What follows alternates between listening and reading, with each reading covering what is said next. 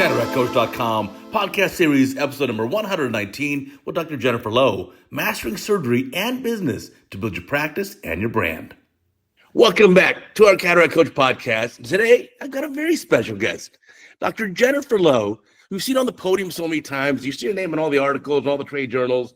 You learn a lot from her. She gives great lectures, and she has done amazing things. I've watched your career since you were a senior resident in 2011.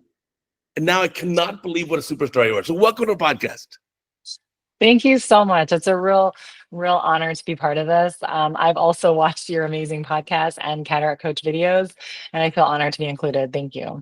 Oh, for sure. Now, give us your kind of background. How'd you get interested in ophthalmology? I know you went to Indiana University, which is a great med school. It's actually, I think it's probably the biggest med school in the U.S. in terms of class size. It's a big school. Yes, you're right. It's one of the bigger schools because it's actually the only medical school in the state, at least when I was there. And I think that's still the case, actually. So so it draws from the entire state and obviously nationally as well.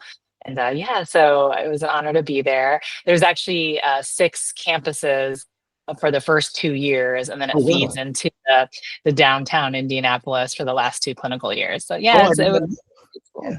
Yeah. Great. And then you stayed there for residency in ophthalmology. How did you get interested in ophthalmology as a med student? Well, that's a good question. So ironically, I don't have any family members or relatives that are in ophthalmology. My father is a physician, but was in a different specialty in anesthesia. So I really knew nothing about ophthalmology. But going through med school, I actually overheard a co-student of mine talking about what a great field ophthalmology was. Right. And of course, as you know, there's not a lot of exposure to ophthalmology in medical school unless you're proactive about it, right? So I'd heard some good things. I was always interested in doing a surgical specialty that intrigued me. And when I went to apply for that 3rd-year elective surgical rotation, I applied for ophthalmology, but I didn't get it. Oh. So it's probably a popular one. I think everyone wants it, right? So I got assigned to vascular surgery.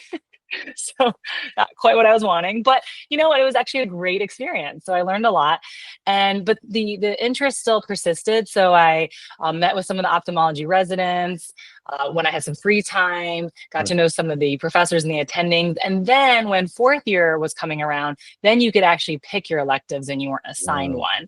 So then I proactively, my first elective rotation, first month of 4th year, I did an ophthalmology rotation, fell in love with it.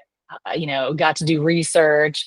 And one of my mentors, who's actually retiring this year, Dr. Rudy Chiwa Young, he was a professor there for many years, even before I was a student. And again, he's just retiring. He was a true inspiration to me, just the way he cared for his patients.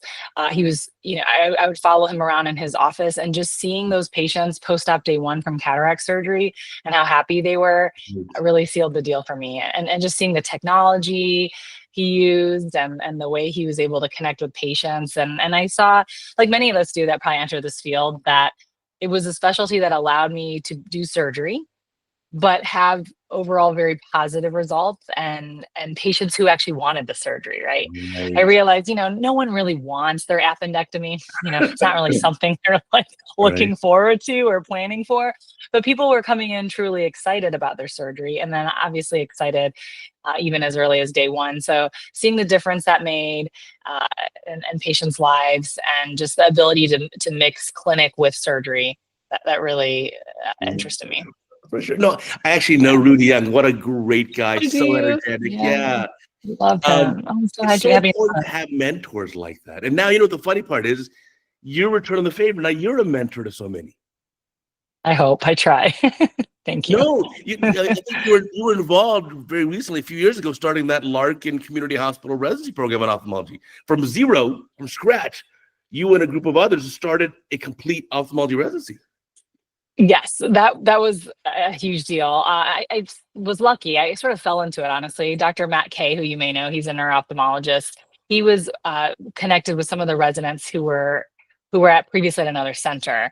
And when things didn't go so well, he was able to take over with them. And he recruited myself because he knew me from a former job, and recruited Bill and several other community doctors. And we turned it into a community program. And you're absolutely right.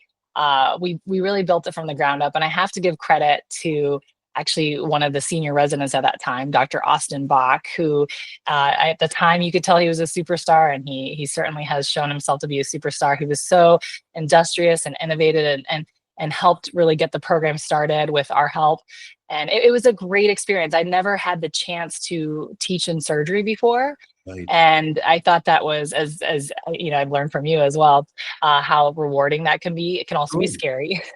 So I learned a lot about myself, surgically as well as mentally and emotionally. And I think but it just it was really wonderful to teach other doctors, and still getting to know them, over the years. It really creates a huge bond. Oh, that is for sure. And in fact, one thing I'm sure you realize, and you can tell about it, the virtues, doing resident cases, teaching residents makes you a much better surgeon, because now you can recognize things very early, and you can rescue just about anything. Yeah, that's very true. It's very true. Yes, there's nothing like helping someone fix their mistakes, and you just see it all. You're absolutely right. Well, I did surgery on an ophthalmologist a few years ago out of state. He came in. I said, why'd you come out of state to see me? He says, well, I know you teach residents a lot. And he says, just in that rare 1 in 100, 1 in 1,000 chance things go south, I know you can rescue it. I was like, oh, that's interesting. He says, and he said to me, he said, well, in your private practice, what percent of capsule breakage do you have in the last 1,000 cases? I said, oh, it's really tiny. I said, what about with the residents? I said, I deal with a broken capsule every week. Very true. Yeah, there's nothing like pulling out that protractor every week. It keeps your skills honed. Right. Well, actually, it's funny. I did an IOL exchange this week on a patient who had a prior YAG capsule, to be a big, generous YAG. And yeah, you had to do a beautiful vitrectomy. And so I'm like, I'm really good at doing a beautiful vitrectomy because of all those other things. No, it's true. And it helps you think outside the box. And it, like they always say, once you can teach something, you really, really know the skill. And it was a good feeling to give back to. Now, how many residents do you take a year in that program? There's 3 per year currently. So yeah, and it's really grown. 12, yes. And I have to say, I almost didn't think it was possible in the beginning, and it's completely grown. They've actually acquired 2 VAs in their program. I mean, they've really launched, and every year when I help out with the residency interviews, I'm so impressed how the high level quality applicants coming through, really wanting this program. And it's huge because they get a really good mix of community experience and VA. So I think they see the real world, as well as more of an academic institutional system like the VA, and they're getting a lot of surgical numbers. But one thing that really impresses me about their program is how appreciative they all are. And I'm really impressed by that. I don't know if I was as appreciative as a resident. I think that they definitely bring a maturity that I hadn't seen before. Well, I'm sure you can see it now. Now that you're 14 years out of your residency, out of your training, the newer generation is quite impressive. Really impressive. I mean, it's a different generation, obviously. They pick things up so fast. I mean, it's why the CataractCoach videos have grown in popularity, is because this is the generation that's like, all right, show me a 5-minute video, and then I'll learn it. 100%. Amazing. I know. I wish I'd had your podcast and your CataractCoach when I was in training. I mean, it's just so invaluable to see all of these videos. And I'm very impressed how you're able to put a video out every day. I don't know how you do it. It's amazing. It's either very passionate or very crazy, or a combination of both. And you don't sleep. You must not sleep. That's what I've decided. It's like a baby, but I do wake up very early. It's just about 6:30 in the morning here in LA. So I obviously like very early mornings too. But doing that residency is not so simple, because it's not just like, oh yeah, just stay with me for 4 years and I'll just teach you. No. It's like very regimented, very programmed. There's a specific, to be an accredited residency, it is not easy. No, you're exactly right. It's a lot of work, and you have to get so many numbers for your students and your residents and lectures, and it's a lot. I agree. But I can't take that much credit. I mean, Dr. K and some of the other attendings are definitely really steering the ship now, but they've done a great job. It's truly like a miracle. Yeah, obviously, it's always a big group effort. But so you've also done other things for leadership and also mentorship in Aspens. Tell us about, what is Aspens? What does it stand for? And what was your involvement in all this? Yeah, great. Thanks for asking. Yeah, so Aspens was actually an idea that was generated in around 2014, 2015.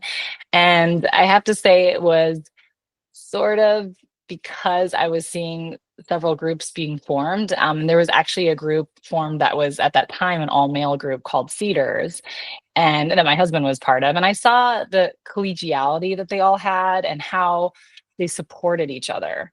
I was really impressed by that. They supported each other by, uh, not only professionally, but personally. They would talk about surgical cases, how to better their practice. Right. And I thought that was amazing. I thought, wow, like we need that. We need that as a society. Of course, I was thinking more female gender because there already was a male version. And I thought, why can't we do that as a female-led group? And so I, spoke to several like very prominent female leaders like Sherry Rowan, Dee Stevenson, Lisa Fulner, Alice Epitropoulos. I can't even name them all. Honestly, there were so many of them. I was very fortunate to know them. And, we just decided, why don't we formalize it? Of course, there have been groups before that were sort of more informal. Right. And they had existed, but I thought, if the men can do it, let's try and create our own version, like a sisterhood, so to speak, to help ourselves and promote ourselves professionally in a more formalized fashion. So Sherry Rowan and Alice Epitropoulos and I, we took the lead initially those first few months to get everything set up logistically. And really, the idea was really to have fun too, right? It wasn't all about work. I saw how the Cedars group, they had a lot of fun too. They really enjoyed their profession and their brotherhood, so to speak. So I thought that would be wonderful. And we had our first meeting actually in Las Vegas to commemorate that concept of working hard, but also having fun and being a group. And then from there it expanded. And then we eventually decided to join with the Cedars group to make it a sisterhood and a brotherhood. And it's gone from there. And now we have an annual meeting every year. And there's been papers published, a dry eye protocol has been published by some of the members. And it's been great. I mean, there's been so much collegiality, but also family feeling and professional growth. And I hope that others can, follow in our footsteps. And we're always looking for new members as well. Well, I don't know. To be very frank, I've asked about joining and I've been like absolutely denied. So just to be very frank. Well, I will put your name in now that I know you want to join. I'm good. I was never part of the cool club. So, well, you're very cool. You're like the leader of cool. Right. No, it's all ophthalmologists, you and me included, are dorks. That's just how we are. Well, I mean, you may be onto something. Although they wouldn't be doing ophthalmology. All right, come on. That's probably true. But, in our own minds, we can think we're cool, right? Exactly. I'm a legend in my own mind. I tell myself every day. That's what I tell myself. You also did something very amazing, which is you started to practice from scratch. You hung a shingle, literally, and started from zero, and now you've grown it to like a very large practice with multiple other surgeons. Tell me about this amazing. How did you start? Were you scared? Were you nervous about it? And how'd you grow so well? Well, thank you. Well, of course, although it sort of was by myself, I have to give credit to all my family, my friends, colleagues, supporters. No man or woman is an island, as they say. And I certainly couldn't have done it completely alone. The idea was generated really because I was working in a very nice practice up in Fort Lauderdale. I was happy there, but I, for personal reasons, wanted to move further south to Miami.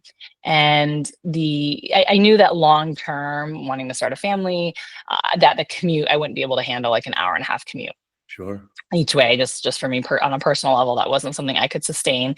And I looked around initially for jobs, of course, met many great people. There were great practice options, but nothing was really quite right, especially the location. So I decided, why not take a chance on myself, which seems, maybe it doesn't seem that revolutionary, just saying it out loud, but in my mind, I had never thought of it that way. It just seemed the obvious to work for someone and join something that was safe. Yeah. And starting a practice didn't seem safe at all.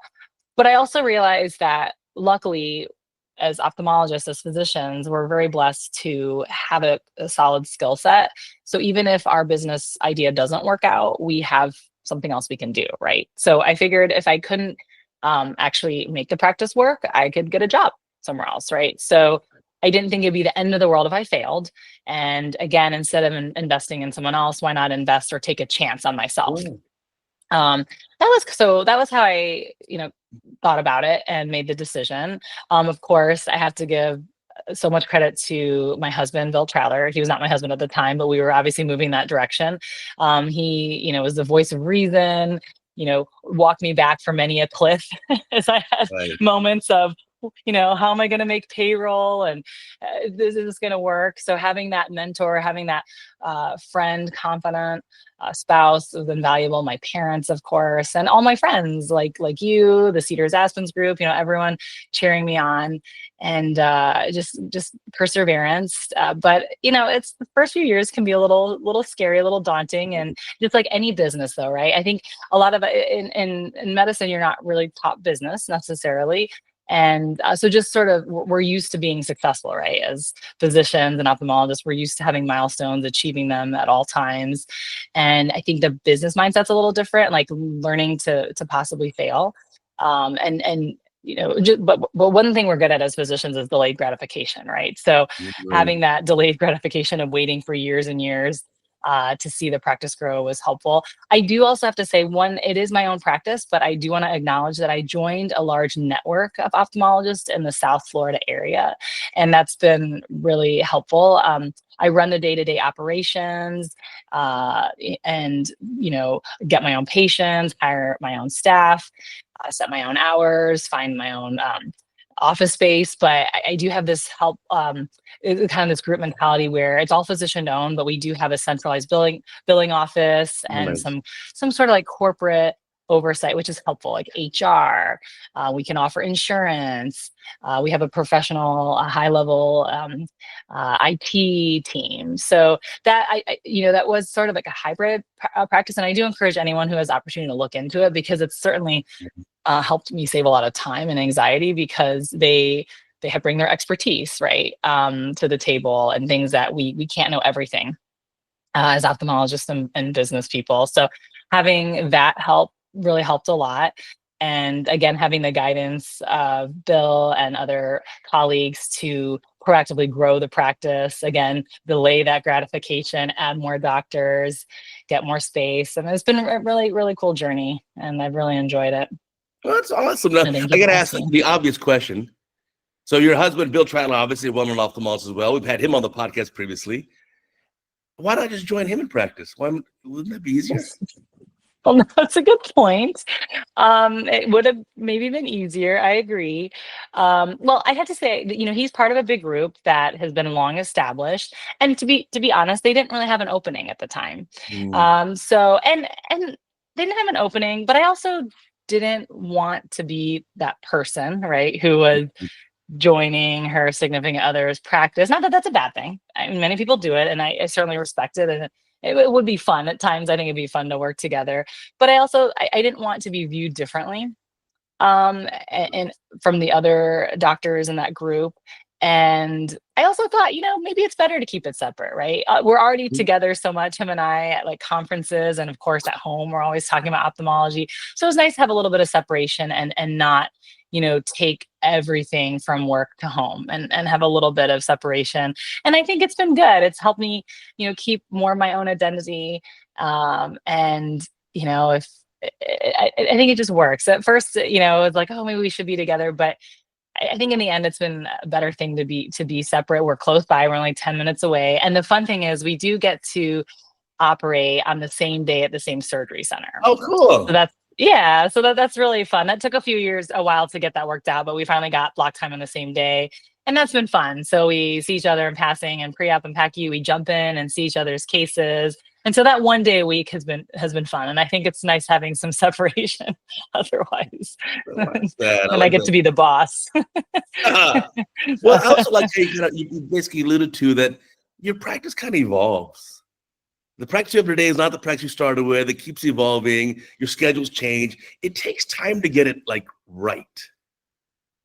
Yes, it 100% does. I think that's the one thing I've learned, and I'm sure you might have some pearls of wisdom as well, but I've learned that, like, always growing and changing, Yeah. whether as a person or an ophthalmologist. I remember like being a third year resident, or I guess they call it PGY4 now, like you're almost done, you're Yeah. graduating, and thinking that I was just going to magically know it all and just instantly be successful. Uh-huh. Yeah. And and I wasn't cocky about it. I just thought that's how life worked. Like once you graduated, you just knew everything and everything was going to be smooth. And obviously, that's not the case. So it's still I don't know what someone joked recently. Are we like PGY 20s or PGY 30s at this point in life? We're always learning. And but I think you're right. The practice evolves. Your mindset with your patients change too. I definitely appreciate patients more. I mean, I've always cared about patients, Yeah. but it's great seeing patients now. After you see patients over and over again through the years, you definitely have a different mindset and respect for medicine than maybe in the early years, when you're just getting to start your practice. Right. During training, we don't have as much continuity. You may see the Mhm. patient once or twice, and then the next day you don't see them again. And even though they have a chronic condition that needs, let's say, lifelong treatment, you may not have them. But you're in practice, you can see the same patient and help them for 10 years or more. Right. Exactly. And they see you grow too. They see you have a family, they see you through the years, and it does create a bond. I can start to sort of respect and understand how the older physicians, they have a sense of fulfillment because I think they've gone through that journey. And so I Yeah. think I'm starting to see that a little bit. Oh, absolutely. Yeah. Speaking of foolish things we say in our senior year of residency, when I was in my last month of residency, I told myself, I said, "Wow, I can't wait till I'm in private practice because it'll be so much easier." Which is so crazy to even think that. It's like so much harder. It's not residency is like a walk in the park. I know. Oh my gosh, that's like we must be connected because I like literally think I said the same thing. And I don't know. There's a retina specialist. He was at the VA. At the time, I thought he was older, but he was probably just like 5 years older than me. Right? Daryl Kurz, and he overheard me say that, like almost word for word what you said, and Uh, he just like busted out laughing. And I was like, "Why is he laughing at me?" But I realize now, like I totally get it now. Like I was so confident, like bright-eyed and bushy-tailed, saying that like right. everything is going to be easy, and now I realize why he laughed. So I think about that all the time. Yeah. I mean, the challenge, like when you're a senior resident, your challenge, the biggest challenge you have is like, okay, I got a very difficult case coming up. I got to prepare Right. for this very complicated surgery. And then now you go into practice, and your biggest challenge is, how do I get the patient in the door? Oh, right. How do I make them happy? How do I make my staff Right. happy? You know, Right. Oh, how do I yeah. follow all the legal requirements? How do I like handle unhappy patients? I know. How do I pay my taxes? Yeah, all the above. I do also, I really admire that practice model that you have. There's another big city in Houston Eye Group is very, very similar. Where Oh, okay. they've got, I don't know, 50, 60 private ophthalmologists, but they centralize Wow. billing, HR, IT, Mhm. exactly what you said. And it's worked so well for them. And anyone I talk to who's in that group, just said they love it. Oh, that's great. I didn't know there was a similar group. That's awesome. I'll have to read more about them. Yeah, it's a great mix, like a hybrid, right? You Right. really feel it is your own practice essentially, all physician owned and led, but having some corporate oversight. Like who wants to deal with the contracting with insurances every year, right? Yeah. I mean, Right. that's more than a full-time job, and it's not our area of expertise. So I think it's And it's a great way. the group power there, and then doing it Mhm. all together. I think, yeah, that makes a lot of sense. I mean, I wish something like that existed in Los Angeles. Maybe we got to like lay the groundwork and all that Yeah, free time, yeah. all the free time we got. Right, all the free time you have, in between your podcast and launching a video every day. Right. I mean, I still got to go. I got to go to work today. I still got to go do LASIK. This is a Oh busy my day for me. gosh. Oh my gosh, really? Yeah, of Wow, course. yeah, that's true, that makes sense. I guess you have to go do yeah, I know. You must be a masterful video editor, by the way. I think of you when I'm trying to edit videos with I'm really good. iMovie, and it's Um, so hard. I'm like, "Man, Uday must do this in a split second." well, I don't use iMovie, so I think Okay. I use a much more powerful one that's totally free called Oh, I need to SHOTCUT Shotcut. It's available on Mac, PC, Linux, oh, on any device. You can just Google it and download it for free. It's shortcut, hard to okay. use. It's hard to use initially, I'm but writing then this once you figure it out, down. it's really powerful. Yeah, Shotcut, SHOTCUT. And then the Okay. nice part is I've got so many like templates and macros already done. Like for this podcast, I Mm. recorded 3 different camera angles. And so I could just like for Oh, one angle that I use, like the main camera on me, I just hit click and it's all done, formatted. My text is on it. It's done. wow. That's So yeah, wonderful. I've Okay. moved it. And then mind you, I've had a lot of practice. I mean, I've 2,600 videos in, so I've done this a lot. But that's what I Yeah. tend to use. Yeah, it's a neat program. It's just not. Initially, it's a little daunting. It's not as graphic interface looking or easy as iMovie, but Okay. it's way more powerful. Oh, okay. I'll have to look into that. Yeah, as I hone my video editing skills. But Well, I mean, yet another skill that we don't learn in our training that you end up needing. very You're true. going to be I on the know. podium speaking. Well, no one taught you how to give a public presentation. No one taught you how to edit the surgical video for it. No one taught you any of this. You just got to learn. Right. Right. No, everything. We're always students. And I know there's so many things to learn all the time. Well, you and I have one other thing in common, which is we both finished residency, didn't do a fellowship, and now we're doing the fellowship of the real world, and we keep learning. So when I was with my Yeah. residents, I would teach them how to do DSEC, DMEC, and they're like, "Did you do coronary fellowship?" I said, "No." I said, "But by the way, back then, if I did one coronary fellowship, they didn't have DSEC or DMEC. There was no lamellar transplantation back then. You still have to learn on your own." So similarly, Yeah. like now, you're a total expert on the mixed glaucoma stuff. But you don't need to do a fellowship in glaucoma for this. You just need to commit to learning. Yeah. No, that's very true. And I'm sure you tell your residents this all the time too. Nothing of what they're learning, like what they're learning now may be obsolete, or there'll be so many new things in Right. 5 to 10 years. So you're absolutely right. I mean, I think it's wonderful to be able to do a fellowship, but I didn't do one. Um, and sometimes I do feel sad that I didn't, but like you Yeah. said, even if you had done a fellowship, that's one extra year. I mean, in the whole grand scheme of things, there's still so much you have to learn whether you do one or not. And just having that attitude and that pioneering interest to learn is the real key Right. Plus, I think to it's also success. different too. Just think of like when I finished residency, which is I'm about 10 years older than you. You finished in 2011. I finished in 2000. So I'm 11 years older. Okay. When I finished residency, none of this existed. There was no OCT machine. There was no anti-VEGF. So I had to learn a lot less. In fact, that's why I admire the young generations. The young generation has not only learned everything that I did, but they learned all the new stuff that came Mhm. in the last 20 years, and they did it in the same 4 years. Sure. I never thought of that. So that's a lot more. Like if I was, and it's so much more competitive now. If I was applying for ophthalmology residency now, I'd be doing family practice. There's just no way. I know. I don't even know if I get into medical school sometimes, I I, think, I and then tell you, I mean, and then I see these, that's what I was mentioning earlier with the residency interviews.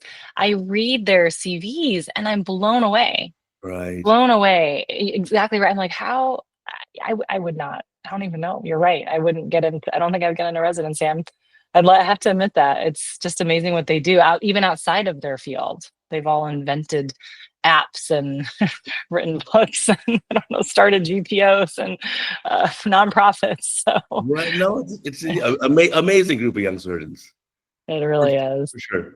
But yeah, I think I really do admire, like you do a lot of stuff with the glaucoma and mix. Tell me more about that. How'd you get so interested in it and how'd you become so good?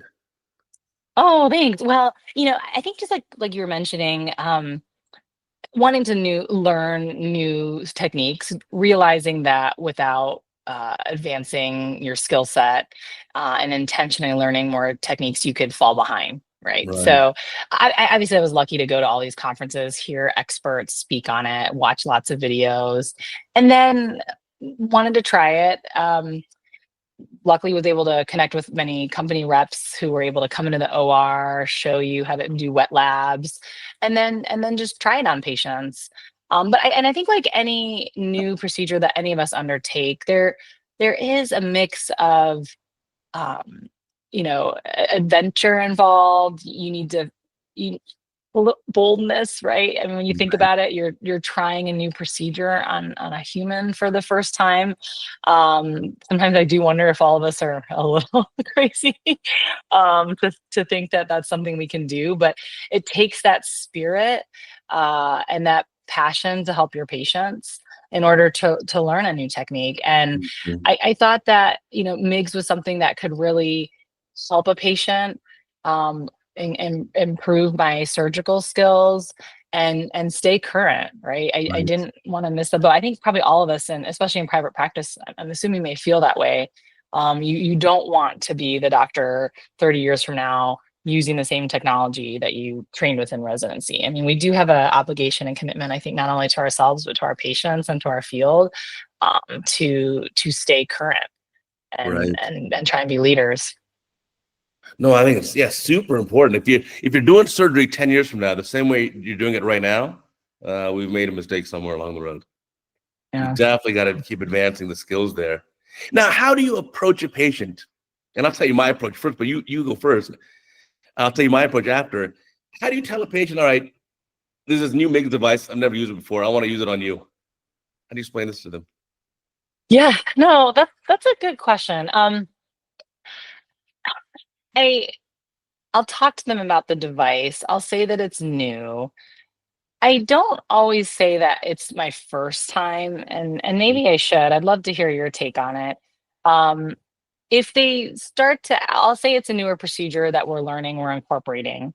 Sure. Um, if they were to ask, of course, is it your first time? I would be honest. But I would also say that yes, it might be my first time doing this specific procedure, but I also have done thousands Right. of intraocular cases. Um, and I've studied this procedure now, performed a wet lab, and we'll have people supervising me in the OR.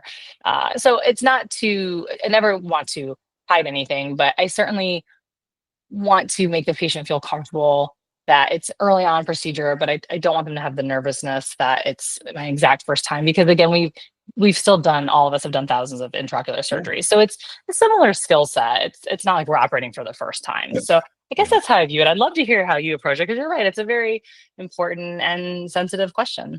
Yeah, it's kind of nuanced. I do something very similar. So I'll tell a patient, you know, I, I- I've been doing cataract surgery, front of the eye surgery, glaucoma surgery since by the time I had, no gray hair. And now I've got a lot of gray hair. And so I've been doing this a long time, tens of thousands of surgeries. There's a new device that's available that I think is especially good just for you. And so it's just, I've obviously done lots of surgeries. This is something new, but I think you and a couple other of my patients would be really well suited to this. Again, I don't have a huge track record of it because the device just became available. Exactly. And then the patient will say, yeah, I mean, of course, I trust you. That's And so, awesome. That's a really great way to phrase it. and then I like we, that. we treat from the heart. So I will never do anything to hurt a patient. Every patient who walks in the door, I always think, all right, if that was my mom or my brother or my sister or my kid, what would I do? Yeah, I agree. I think that is huge. Treat patients how you'd want to be treated, or your family members. And I do use that phrase a lot. Patients want to hear that. I think it's just so true because you'll find, I mean, I think the majority of doctors in the community are really just good-hearted, treat from the heart, treat from the brain. But unfortunately, there are a small number of doctors who treat from the wallet. Like we've been there before. You go into like, oh, let me just get my teeth because I feel, this somewhat shady dentist like, you know what? Hey, we got to fill it. You have 18 cavities. You're like, what? No, And you're I like, wait know. a That is minute. right. I think it's so important that we protect our profession that way and our integrity. Right. But I think most of us, we just treat from the heart and we give the patients the best. And I think patients sense that. And so, Yes, I think they do. You're right. They can sense, and that's why um, I really do believe in physician-run practices too, because I think we right, were able to lead more from the heart that way, and put the patients first. right. I saw a patient this week, 50-year-old hemetropic, plano patient, 20/20 distance, totally healthy eye, just like maybe plus a half was the refraction. Just wanted to have refractive lens exchange with multifocal or trifocal lenses to not use reading glasses. And I just said, I wouldn't do that to my own eyes. If I was exactly in your shoes, if you were Mhm. he was a couple years younger than me. If you were my brother, I just wouldn't do this for you. Just wouldn't. That's so honest. Yeah, and patients love that's wonderful. I Yeah. think that really resonates with them. Right. I Actually, mean, it's sending one them thing to down have a for patient surgery. who's like, 70 and like best corrected vision is 20/50. And now you put trifocals or multifocals, they think, oh my gosh, this is the best thing ever. Right. But when you have perfect night vision, you're basically emmetropic, no cataract, that you're going to be, your night vision will be compromised compared to today then. Yeah, no, and it's so funny. We just actually had this conversation last night with about the emmetropic or plain old presbyopes coming in for RLE, and you're right, it's hard because they're very excited, they're frustrated with things, but learning to say no, I think is really valuable. They'll respect you more, and you're doing the right thing. Hmm. Because you're right, there's always risks. I do like to spend time with my patients, and sometimes I worry I might overly scare them. I certainly don't mean to be too negative, but I do always want them to know about the risks of surgery, right? Of Because course, of course. that's our job. They get excited as they should be about improving their lives and their vision, but it's hard. Obviously they can't understand all of the possible ramifications. So that is our duty and our privilege to be able to tell them. And I think No, for sure, for sure. Now you were saying you were talking to some physicians last night. I do notice, like on your social media, you travel a lot to give lectures. Oh my yeah. goodness. You give lectures all the time, right? Even small groups or large groups, big meetings, small meetings. You do a ton of traveling. How do you balance that with the rest of your life? Yeah, it's tough, but it's fun though. I mean, I like traveling, so that's a win. I like getting to network and speak to colleagues. I find that very fulfilling. I think actually one way I got into this was because after graduating residency, when you're in residency, you're so stimulated, right, mentally. Right. You're having lectures, grand rounds, Right. you're with professors, attendings, colleagues. I mean, it's really fun. And then when you get into private practice, if you don't, go into an academic institution or you don't join a large group, which was my case, I joined a small solo practice. Uh, there's a sudden like void Right. of mental stimulation or collegiality in the real world, so to speak. Right. So, after a couple years, I went to my first ASCRS meeting and connected with people, and I realized that in order to stay current and, really do well in my field, like you said, there's so much to learn. Mhm. There was no way that I was going to be able to survive only, using what I knew from residency. And so, although I enjoy speaking and I hope others learn from me, I really learn also Oh, from the sure. lecture that I give, from my colleagues, from the audience, from the panel. And so it's like constant education. It's almost like a residency replacement in a way.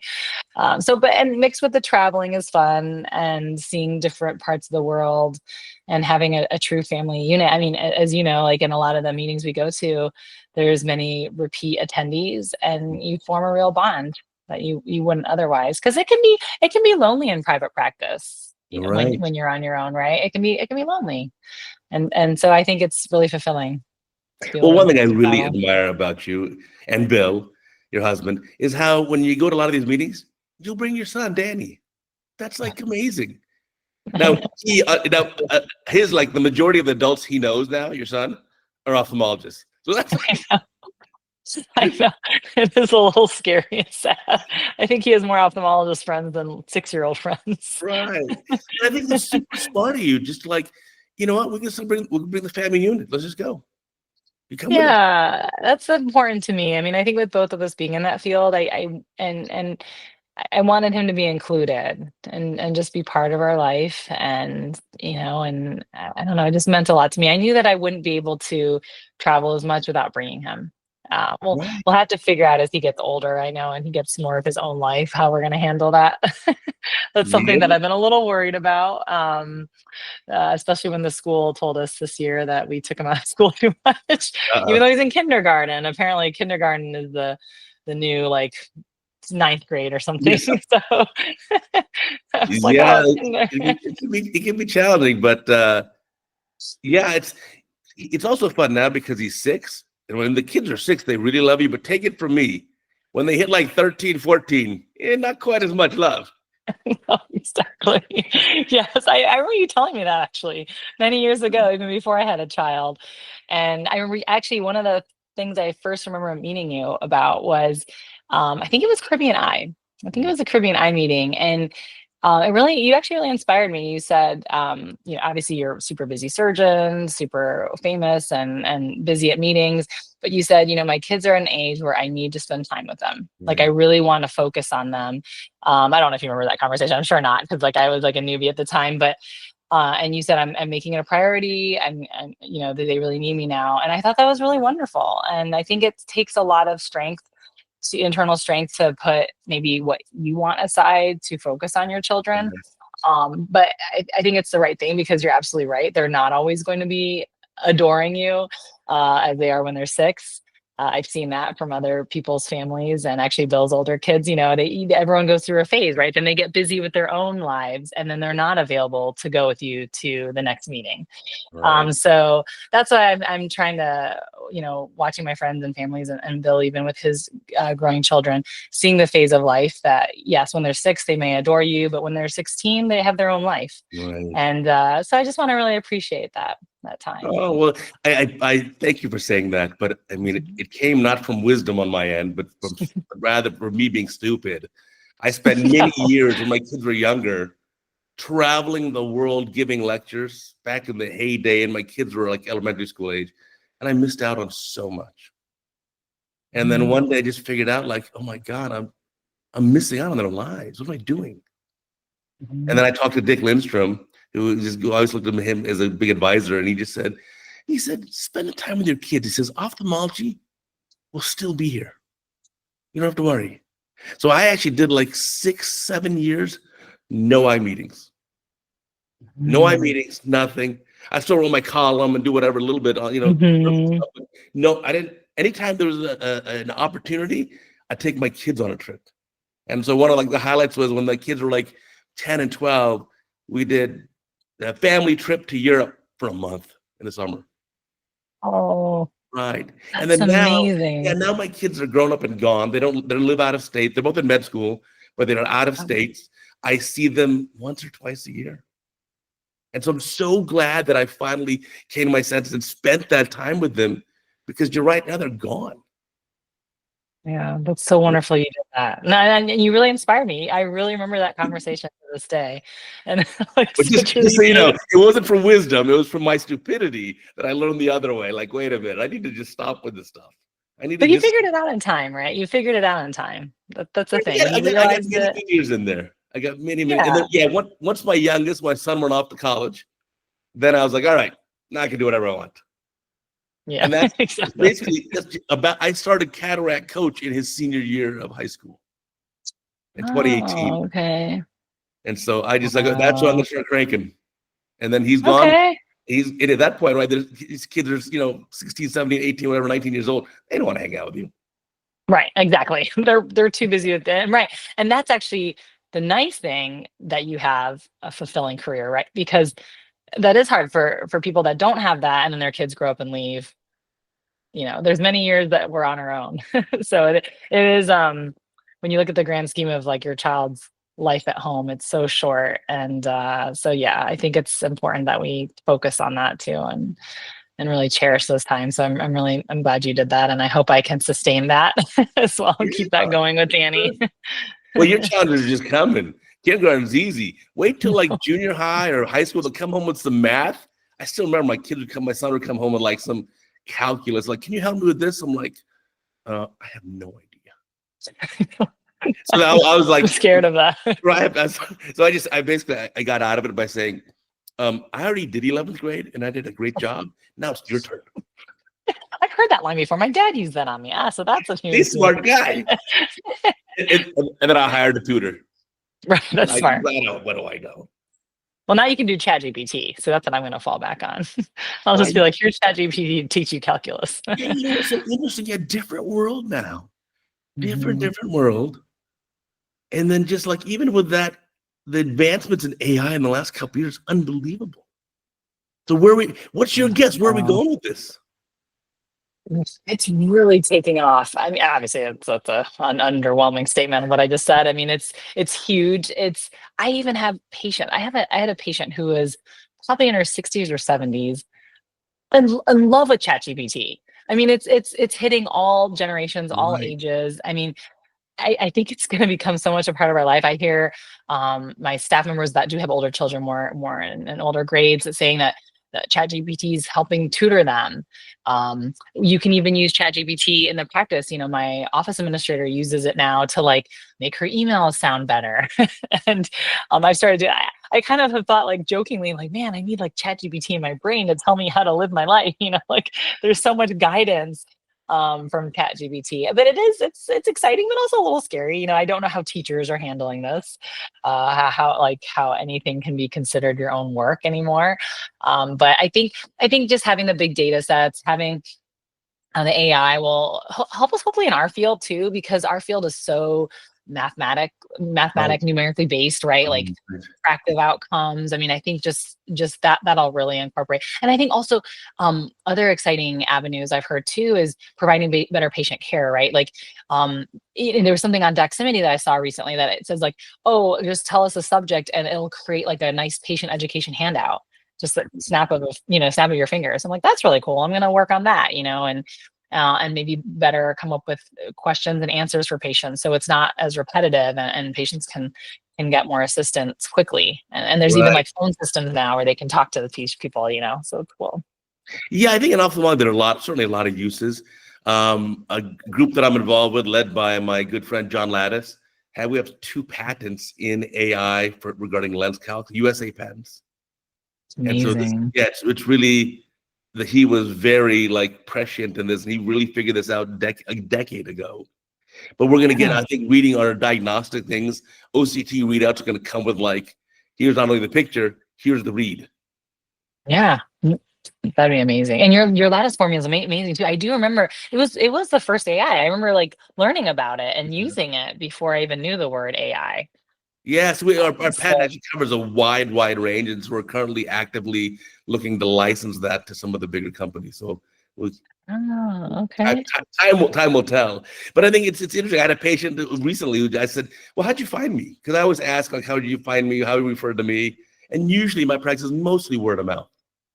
And the patient said, "Oh, I just typed in ChatGPT. Who's the best cataract surgeon in Los Angeles?" And it says you. So I just came. Oh my gosh, that's Wow. so cool. What an honor.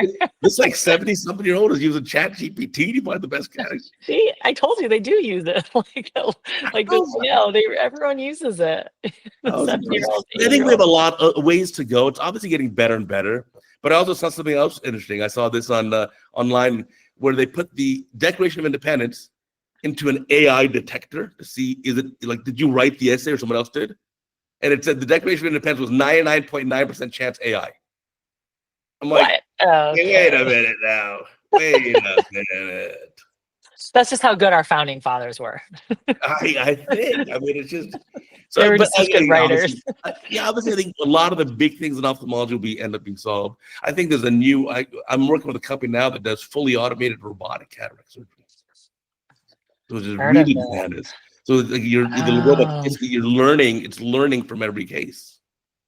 that's amazing. Now, what do you think of it? Do you think it's something soon to be developed, or how close are we? Can't predict the future, but I mean, the robot is so much better at reaction time, right? Like if I'm let's say a 200 millisecond reaction time, and coming up Mhm. is the Miami Formula One race. Maybe we just had it.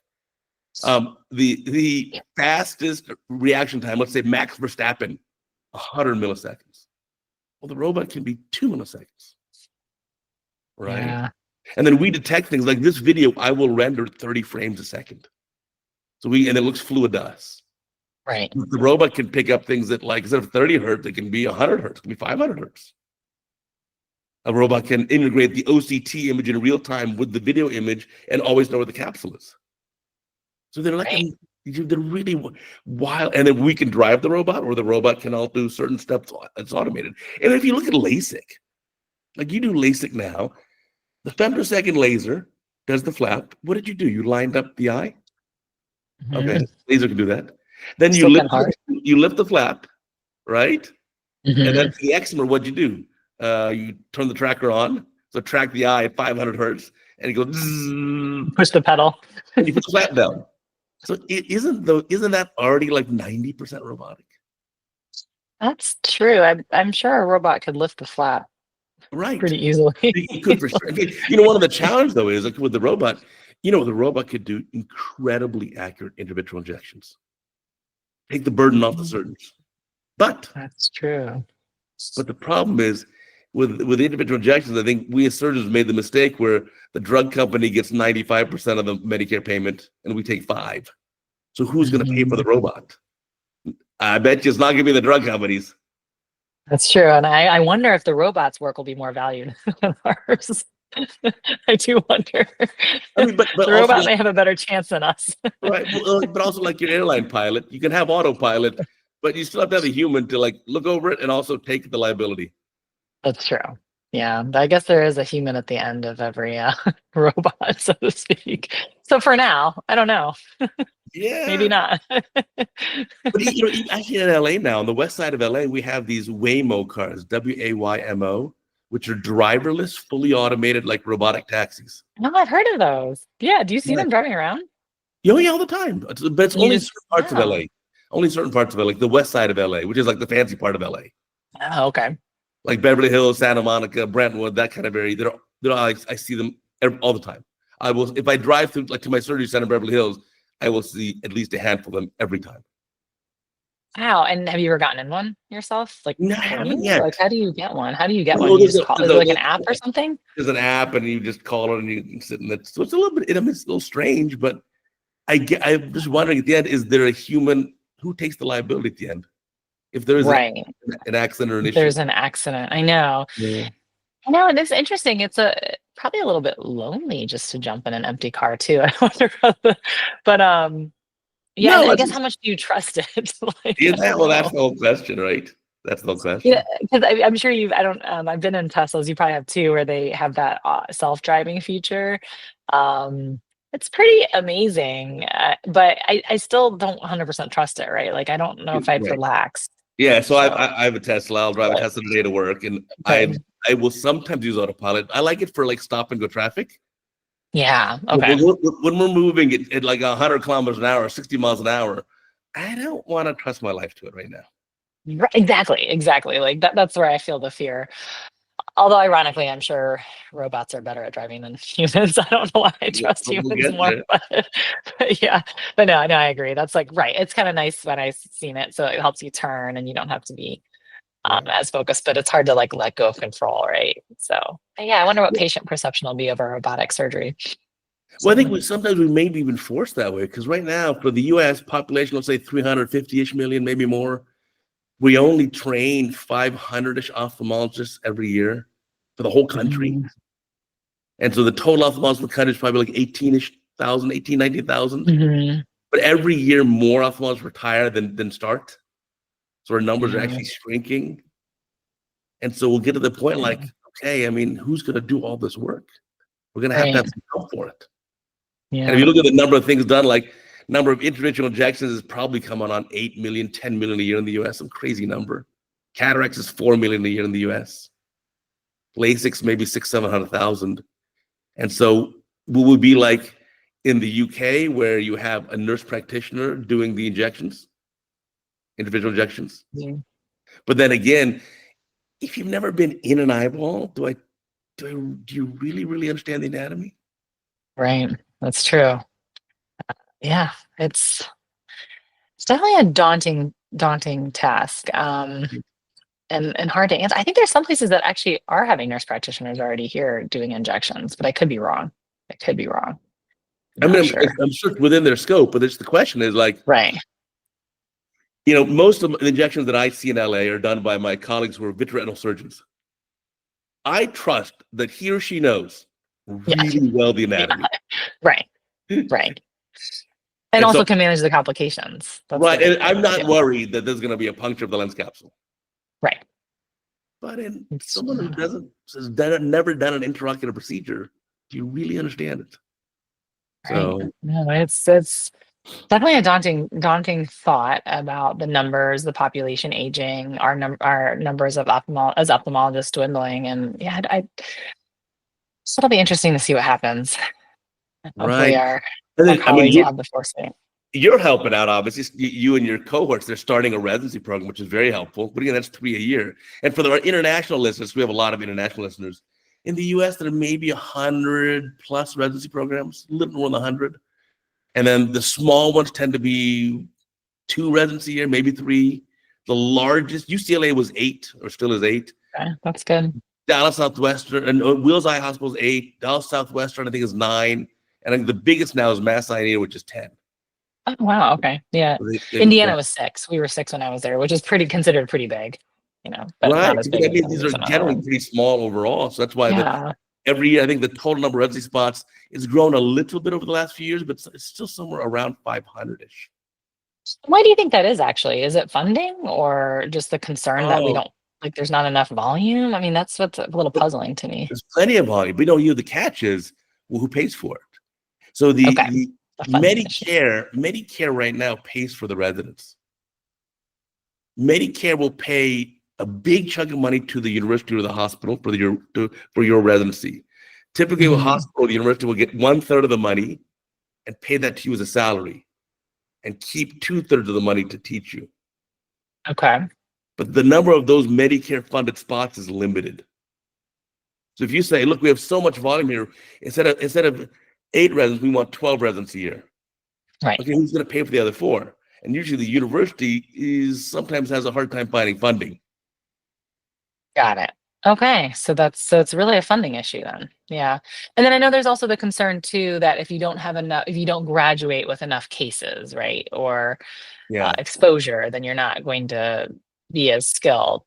But it's interesting with the growing number of patients in the population. I mean, you would think that the problem might be solved. There must be more opportunities for experience. Right, but for a good I don't know. example, I think the ACGME, American College of Graduate Medical Education for the U.S., it's 86 as the required number of cataracts in your entire 4-year residency. And so that's not hard to achieve. And then a lot of Right. programs where you're going to do a multiple of that, 200, 300 or more cases. So then the question is, well, Mhm. why not expand it a little bit more? Right. So it's a kind of complex issue there. But then the crazy part is like a hospital may hire a nurse practitioner or a PA and double the residents' pay. But even though doesn't have the same skill set. Yeah, that's true. That is definitely a blow to the gut, so to speak, Yeah. when you're a resident. So Yeah, and you're anyway, seeing getting everyone else back to get the paid original more. point, I think this all comes together. I think we're going to use AI to get more throughput, help more patients. There are going to be Mhm. fewer and fewer of us ophthalmologists. That's just kind of the nature of it. Unless we do a better job of convincing the young people like Danny, hey, my parents would joke to me, they're both passed away. They were both physicians, but not ophthalmologists. They would say to me and my siblings, when you guys grow up, you can be any kind of doctor you want, anything, but any kind of doctor. Yeah. Well, right. Doctor was the key word. Right? So for Danny, like Danny, when you grow up, you can be any kind of ophthalmologist you want, even retina, even plastic. Yeah, so really, I like how your parents really slipped that in there. The It's little like bit it of the was like a Asian little parents gaslighting. You didn't brainwashing. even know. I You didn't even didn't realize. realize. It's like you were being corralled into, right? I'm sure you've seen those memes like, "You're not a doctor."